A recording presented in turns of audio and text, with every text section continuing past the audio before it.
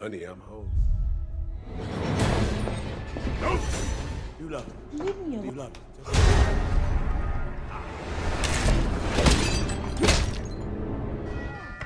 You are so early. No. You think I could use your phone? You can come in. Are you sure? Yeah. All right. Be right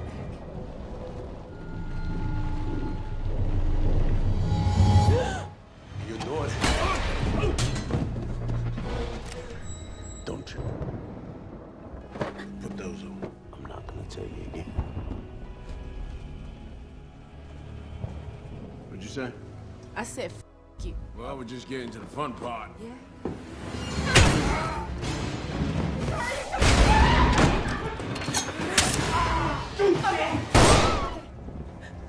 On a television screen somewhere in Tennessee, a news broadcast cuts through the static, a chilling profile of a man named Colin Evans, once the prime suspect in the disappearance of 5 young women whose bodies were never found. He had slipped through the fingers of law enforcement for months until a bar fight turned deadly. A fight that erupted simply because another man dared to look at his girlfriend. Convicted of manslaughter, Colin was sentenced to 15 years in prison. Now, after only 5, he sits before a parole board, dressed neatly, his voice calm and steady as he calls himself a humble, changed man. But there is a doctor on that board who has seen through men like Colin before. The doctor warns the others that this prisoner is a skilled liar, extraordinarily intelligent and dangerously violent the moment things do not go his way. He reminds them that the families of the 5 missing women are gathered outside the courthouse this very morning, praying that Colin will never walk free again. Colin tries to interrupt, but the chairman silences him with a wave of the hand. The vote must be unanimous. The parole is denied. He will not be considered again for another 5 years. And as Colin is led from the room, something shifts in his eyes, something the doctor was right to fear. Some men learn from their punishment.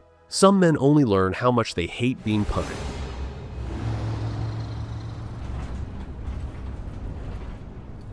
The transport van rolls down a quiet road, 2 officers up front and Colin in the back, his head lowered, blood trickling from his nose. He asks for help, and the guard leans in with a tissue, and that is the last decent thing that man will ever do. Oh no, put the gun down! Colin seizes the guard's gun and presses it to his head. The driver draws his weapon. Colin tells him calmly that he does not want any trouble, that he only wants to get out of here. The driver lowers his pistol, and the moment he does, Colin shoots them both in cold blood and disappears into the rain.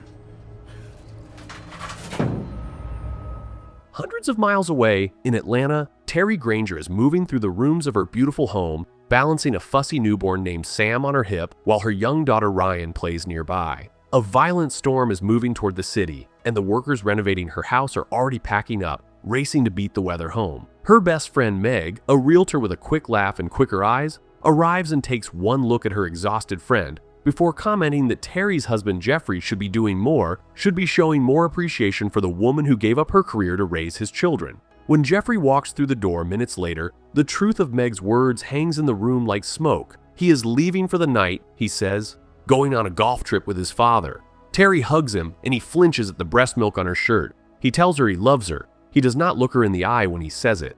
It's my dad's birthday. That's why I asked you to be home early.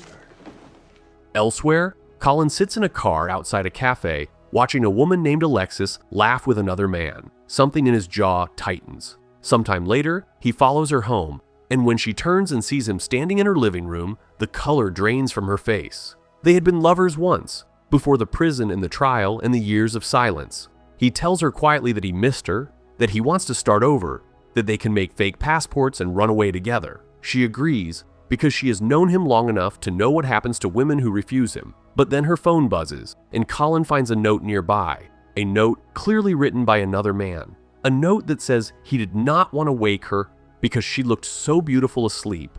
Alexis apologizes and admits she tried to wait for him but could not. He produces a stack of letters he had written to her from prison, letters she never answered. She runs upstairs and tries to call the police. He catches her in the bedroom. She finally screams the truth at him that yes, she has been with other men, that she slept with another man in that very bed. Her voice rings inside his skull like a bell. He tells her he missed her, and then he snaps her neck and beats her body until there is nothing left of the woman he claimed to love. There are men who love women. There are men who own them. Colin Evans has never understood the difference. By the time he gets back on the road, the storm has swallowed the city whole. He drives through the pouring rain, the doctor's words echoing in his head, his fury growing until he loses control of the wheel and crashes the car straight into a tree. Bloodied but still walking, he climbs out and begins moving through the downpour until a single warm window glows in the distance. Inside that house, Terri is preparing dinner when the doorbell rings. She opens it to find a soaked stranger on her porch, who explains gently that he had a small accident down the road and asks if he might use her phone to call a tow truck. She hands it to him. He pretends to dial a number. He tells her the truck will take time to arrive, and he turns to wait out in the rain like a gentleman would. And Terri, kind to the bone, invites him inside. What is a woman supposed to do when politeness is the very thing that opens the door to her destruction? Yeah, look, I can't. It's fine. Sure. She notices a cut on his forehead and brings him a first aid kit. She introduces him to her daughter Ryan, and he asks softly if Ryan is her only child, and Terri mentions the baby asleep in the nursery upstairs. She tells him her husband is a lawyer, that they met in law school, that she herself used to be a prosecutor in the homicide division before motherhood pulled her out of the courtroom. He listens carefully, too carefully, and tells her she is still beautiful, still fierce. He notices everything. He files everything away.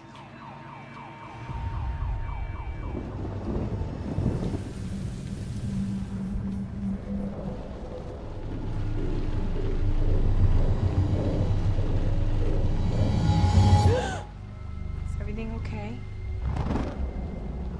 You looking for your husband? He's not coming home. The doorbell rings again, and Terri's heart leaps with hope that the tow truck has arrived early. But it is only Meg, who had completely forgotten about their girls' night. She breezes in with a bottle of wine, takes one look at the handsome stranger in the living room, and brightens. She introduces herself. She asks where he lives. He gives her the name of a street River Road, and she lights up, because as a realtor, she knows almost everyone on that street. She asks for his exact address. He hesitates. A broken branch crashes through the kitchen window before he has to answer. Just a broken branch. Colin, you're so handy.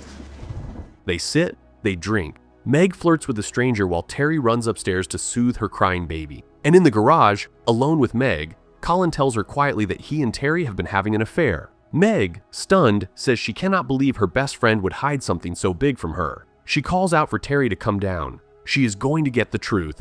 She never gets the chance. Colin lifts a shovel from the wall and ends her life in a single silent swing.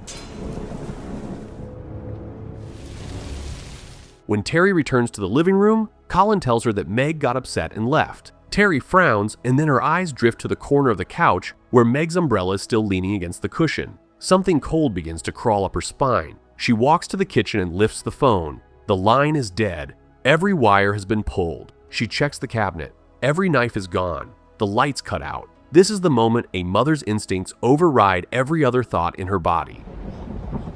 When the lights return, she runs upstairs and finds Colin sitting on the floor of Ryan's bedroom, calmly playing with her daughter, a gun resting on the carpet beside him. He has given Ryan a necklace as a gift. Terri throws it back at him and tucks her daughter into bed with shaking hands. Heading downstairs with him, she grabs a fire extinguisher off the wall and swings it into his skull with every ounce of strength she has. She races for her children. He gets up. He orders her to put the kids back down. She has no choice. He takes her into the bathroom at gunpoint, strips down in front of her, and forces her to undress while he calmly cleans the blood from his body, humiliating her, breaking her, reminding her who controls this house now. But while he changes clothes, Terri slips into another room, locks the door, finds a working landline, and dials 911. She tells the operator everything in a whisper. He breaks down the door. She grabs a knife from the floor and slashes his abdomen wide open before running.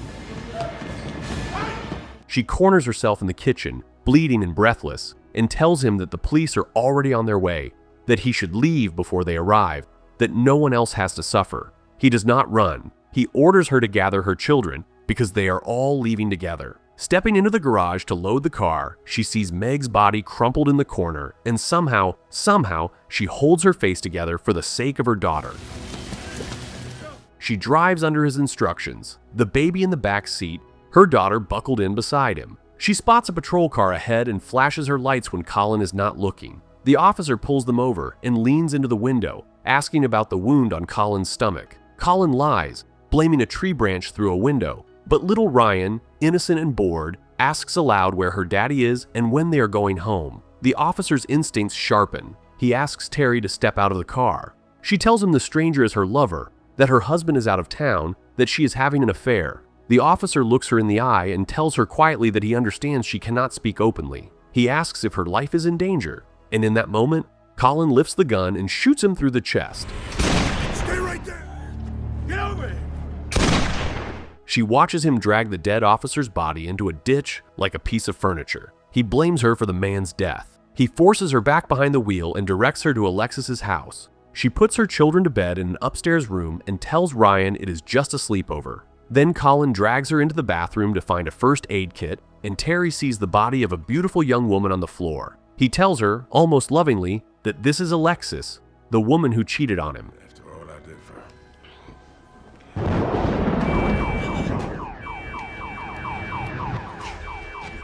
The car alarm goes off in the storm outside. Colin ties Terri's hands and feet and goes out to silence it. And in the quiet that follows, a phone begins ringing somewhere near the body. Terri saws through her restraints with a broken shard of vase and crawls to the phone. She picks it up, and the voice on the other end is the last voice she ever expected to hear. It is Jeffrey, her husband, telling her he has been waiting for her at the hotel all night and she never showed up. I don't want to wake you because you look so beautiful. This is the truth that has been sitting underneath every moment of this nightmare. She's dead, Jeffrey. Alexis was not just Colin's ex-fiancée. Alexis was Jeffrey's mistress. Colin did not come to Terri's door by accident. He came to destroy the family of the man who took his woman from him. Call the goddamn police. Terri tells her husband with ice in her voice that his girlfriend is dead. She hangs up. She rushes to her children, opens the window of the bedroom, ties a blanket into a rope, and lets it dangle out into the rain, but only as a decoy. She locks her children in a closet, grabs a knife, and waits in the darkness upstairs. Colin returns and sees the blanket rope and runs outside. When he discovers the trick, he storms back into the house and begins searching room by room. She lures him upstairs with a single deliberate sound, and the moment he steps into the hallway, she drives the blade straight back into the wound she opened earlier. She tells him she knows now that Jeffrey called Alexis's phone, that she understands exactly why he came for her family. Ryan steps into the doorway. Colin lunges for the child. Terri kicks him between the legs with everything she has, and they crash to the floor in a fight neither of them is prepared to lose. He strangles her. She knocks him unconscious with a heavy object and tries to escape, but his hand closes around her ankle as she runs. They scuffle once more. He slams her against the floor, and just when it seems she has nothing left, her fingers close around his gun, and she empties it into him until his body crashes through the window and falls into the storm below.